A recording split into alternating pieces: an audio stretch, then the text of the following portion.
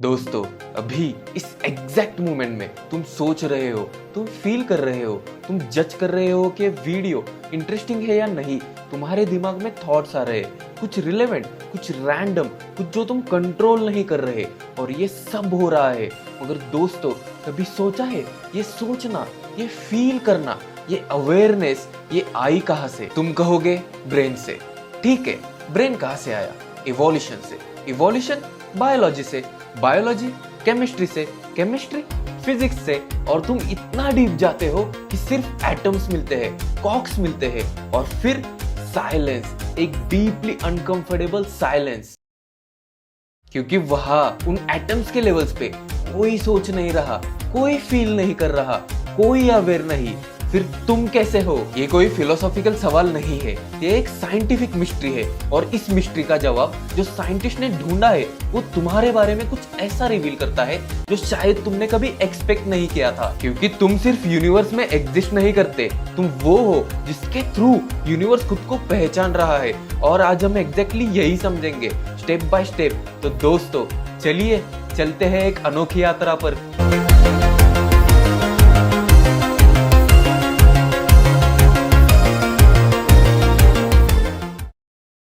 Carl Sagan, दुनिया के सबसे बिलव्ड साइंस कम्युनिकेटर, उन्होंने एक बार एक लाइन कही थी जो आज भी लोगों को सोचने पर मजबूर करती है।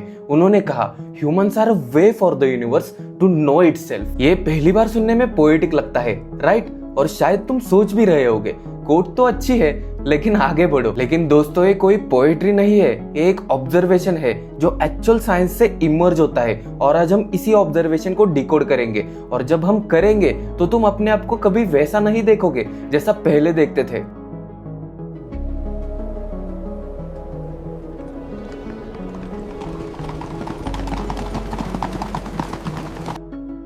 ठंड है, रात हो रही है। जोनास केपलर, जो अपने टाइम के सबसे शार्प साइंटिफिक माइंड्स में से एक थे, एक ब्रिज क्रॉस कर रहे हैं अपने क्लाइंट के घर न्यू ईयर ईव पार्टी में जाने के लिए। अचानक उनके आर्म्स पे कुछ गिरा, एक स्नोफ्लेक। उन्होंने उसे देखा और रुक गए।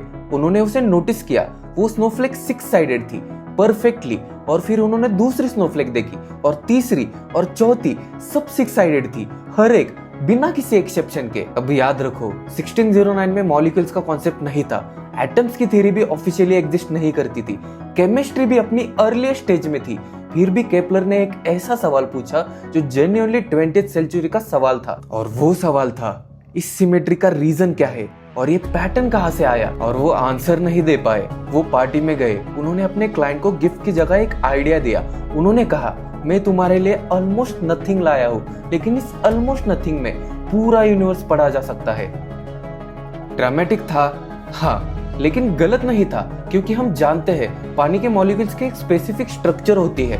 ऑक्सीजन और हाइड्रोजन एटम्स एक पर्टिकुलर एंगल पे बाइंड होते हैं। एग्जैक्टली इसी वजह से पानी फ्रीज होता है तो क्रिस्टलाइज होता है 6 पैटर्न्स में, हर बार विदाउट फेल। एक सिंपल मॉलिक्यूलर स्ट्रक्चर, और उससे इमर्ज होता है एक परफेक्ट स्नोफ्लेक। इस फिनोमेनन का नाम है इमर्जेंस। सिंपल से कॉम्प्लेक्स, प्रिडिक्टेबल से ब्यूटीफुल, और पार्ट से कुछ ऐसा जो कभी पार्ट्स में था ही नहीं। और यही है इस पूरी बात की फाउंडेशन। अब इमर्जेंस का एग्जाम्पल सिंपल लगता है, स्नोफ्लेक का एग्जाम्पल भी सिंपल लगता है, लेकिन मैं चाहता हूं तुम इसे रियलाइज करो। ये कॉन्सेप्ट कितना डीप है, कितना एवरीवेयर है। जहां देखो वहां इमर्जेंस है। क्योंकि जब तुम इस पर्सपेक्टिव से देखना शुरू करते हो तो सब कुछ अलग दिखने लगता है। इसे हमें थोड़ा समझना होगा। चलो एक अकेली चिड़िया लेते हैं, उसकी एनाटॉमी कंप्लीटली स्टडी करेंगे। उसकी हर मसल, हर बोन, हर नर्व, हर रिफ्लेक्स, सब कुछ, उसके बारे में जो भी हमें जानना होगा वो सब कुछ हम जान लेंगे। लेकिन कोई भी सिर्फ एक अकेली चिड़िया को स्टडी करके ये प्रिडिक्ट नहीं कर सकता कि 1 लाख चिड़िया एक साथ आसमान में एक ऐसा मूविंग शेप क्रिएट कर देंगी जो सांस लेती हुई किसी लिविंग क्रीचर जैसी लगती है।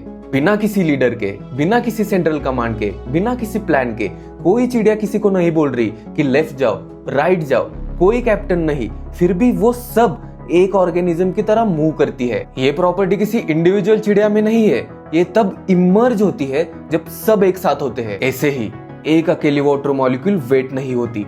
एक अकेली वाटर मॉलिक्यूल को टच करो तो वेटनेस नहीं लगेगी, लेकिन बिलियंस ऑफ वाटर मॉलिक्यूल्स एक साथ आ जाए तो सडनली वेटनेस इमर्ज हो जाएगी। ये कितना डीप है ये तुम समझो। कि वेटनेस कहीं थी ही नहीं और फिर है। एक न्यूरॉन अकेला कुछ भी फील नहीं करता, no emotions, no thoughts, no opinions.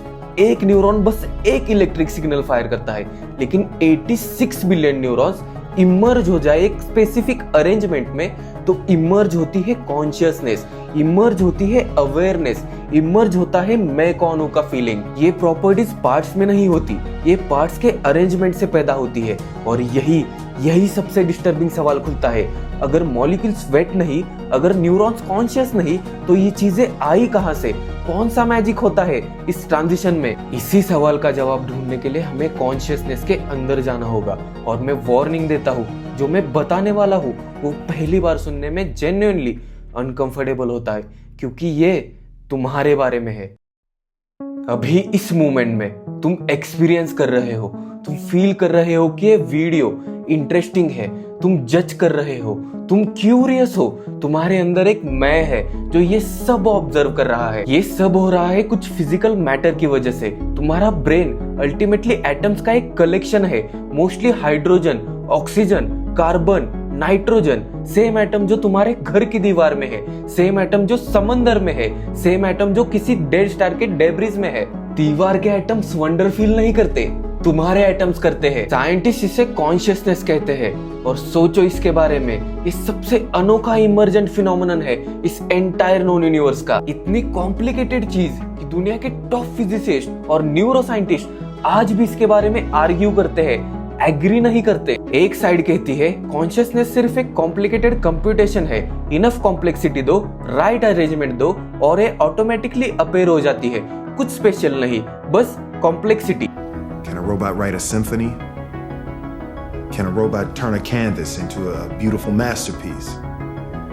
Can you? लेकिन दूसरी साइड कहती है नहीं, कॉन्शियसनेस कुछ फंडामेंटली अलग है, कुछ जो सिर्फ एटम्स और इक्वेशन से एक्सप्लेन नहीं होता। पर दोनों एग्री करते हैं एक चीज पे, ये इमर्ज होती है सिंपल पार्ट से, एक स्पेसिफिक अरेंजमेंट से। जब इमर्ज होता है तो कुछ ऐसा आता है जो पूरी तरह से नया होता है, जो कभी पार्ट्स में था ही नहीं। और पूरी यूनिवर्स की 13.8 बिलियन साल की हिस्ट्री में ये एक बार हुआ जब किसी क्रीचर के अंदर पहली बार सेल्फ अवेयरनेस आई, जब यूनिवर्स के किसी हिस्से ने पहली बार खुद को रिकॉग्नाइज किया। इमेजिन करो वो मूवमेंट, यूनिवर्स का एक हिस्सा उठ के बोला मैं एग्जिस्ट करता हूँ। लेकिन दोस्तों, इस सब को फुल्ली समझने के लिए हमें पीछे जाना होगा, बहुत पीछे, स्टार्टिंग पॉइंट तक, क्योंकि जब तुम पूरी स्टोरी देखते हो तब ये रियलाइजेशन ट्रूली लैंड करती है। बिग बैंग के बाद पहले कुछ मिनट्स में पूरी यूनिवर्स में सिर्फ दो चीजें थी, हाइड्रोजन और हीलियम। बस, कोई स्टार्स नहीं, कोई प्लैनेट्स नहीं, कोई ओशियन नहीं, कोई लाइफ नहीं, कोई कॉन्शियसनेस नहीं, कोई कलर नहीं, कोई साउंड नहीं, कोई सवाल नहीं। बस एक वास्ट, डार्क, एक्सपांडिंग यूनिवर्स भरी हुई एक सिंपल गैस से। और वो यूनिवर्स कंप्लीटली ब्लाइंड था, मतलब यूनिवर्स एग्जिस्ट करता था पर उसने कभी अपने आप को नहीं देखा। कोई विटनेस नहीं था, कोई ऑब्जर्वर नहीं था, सिर्फ एटम्स थे और उन्हें कोई फर्क नहीं पड़ता था वो एग्जिस्ट कर रहे हैं। फिर ग्रेविटी ने हाइड्रोजन को कंप्रेस किया, प्रेशर बना, हीट बनी, न्यूक्लियर फ्यूजन शुरू हुआ और पहले स्टार्स जले। स्टार्स के अंदर हेवी एलिमेंट्स बने, कार्बन, ऑक्सीजन, आयन, नाइट्रोजन, वो सब जो लाइफ के लिए जरूरी है। स्टार्स ने अपनी जिंदगी जी मिलियंस, बिलियंस ऑफ साल। और फिर मैसिव एक्सप्लोजन्स में, सुपरनोवाज में उन्होंने ये एलिमेंट्स पूरी यूनिवर्स में बिखेर दिए। एक कॉस्मिक जेनरोसिटी, इन एलिमेंट्स से प्लैनेट्स बने, इन एलिमेंट्स से एक पेल ब्लू डॉट पे लाइफ शुरू हुई। पहले सिंगल सेल्स, फिर मल्टी सेल्यूलर, फिर कॉम्प्लेक्स, फिर स्लोली कॉन्शियस। 13.8 बिलियन साल, एक सिंपल हाइड्रोजन और एंड रिजल्ट एक ऐसा क्रीचर जो रात को स्टार्स देख के सोचता है ये कैसे बने होंगे। दोस्तों सोचो, यूनिवर्स ने अपने ही एटम से स्टेप बाय स्टेप एक ऐसा स्ट्रक्चर बनाया जिसके थ्रू पहली बार वो खुद को देख सके। तुम्हारे बॉडी में जो एटम्स है वो कभी स्टार्स के अंदर थे, तुम लिटरली स्टारडस्ट हो। और इसके अंदर एक डीपर ट्रूथ छुपा हुआ है, यूनिवर्स के एटम्स जो बिलियंस ऑफ साल पहले एक स्टार में साइलेंटली फ्यूज हो रहे थे आज तुम्हारे अंदर है। और यही एटम्स सोच रहे हैं, यही एटम्स फील कर रहे हैं, यही एटम्स ये वीडियो देख के सोच रहे हैं। यूनिवर्स ने इन एटम्स को इतना लंबा सफर कराया, स्टार्स से, सुपरनोवास से, नेबुलास से, प्लैनेट्स से, ओशन से, billions of years of evolution से, सिर्फ यहाँ पहुंचने के लिए जहाँ कोई सोच सके, जहाँ कोई पूछ सके क्यों। दोस्तों, कार्ल सेगन ने एक बार एक बहुत डीप बात बोली थी, मुझे अभी भी गूज़बम्स आ रहे हैं वो बात सोच के। तुम्हारा ये सवाल पूछना, मैं कौन हूँ, मैं कहाँ से आया, ये सब क्या है, ये सिर्फ तुम्हारा पर्सनल क्यूरियोसिटी नहीं है, ये यूनिवर्स का अपना सवाल है तुम्हारे थ्रू। जब तुम स्टार्स को देख के वंडर फील करते हो, यूनिवर्स अपने ही क्रिएशन को देख रहा है। जब तुम्हारा ब्रेन किसी साइंटिफिक आइडिया पे जेन्युइनली ब्लोन होता है, कॉन्शियसनेस को एक्सप्लोर कर रही है। जब तुम किसी के साथ बात करते हो और जेन्युइनली कनेक्ट करते हो, तो यूनिवर्स अपने ही हिस्से को दूसरे हिस्से में पहचान रहा है। तुम्हारी आंखें यूनिवर्स की आंखें है, तुम्हारी क्यूरियोसिटी यूनिवर्स की क्यूरियोसिटी है। तुम यूनिवर्स से अलग नहीं हो, तुम यूनिवर्स हो ऑब्जर्व करते हुए। और जिद्दू कृष्णमूर्ति ने भी बहुत बड़ी बात कही थी, तो observer is the observed. This is web of everything और मैं हूँ शिवम। मिलते हैं नेक्स्ट वीडियो में।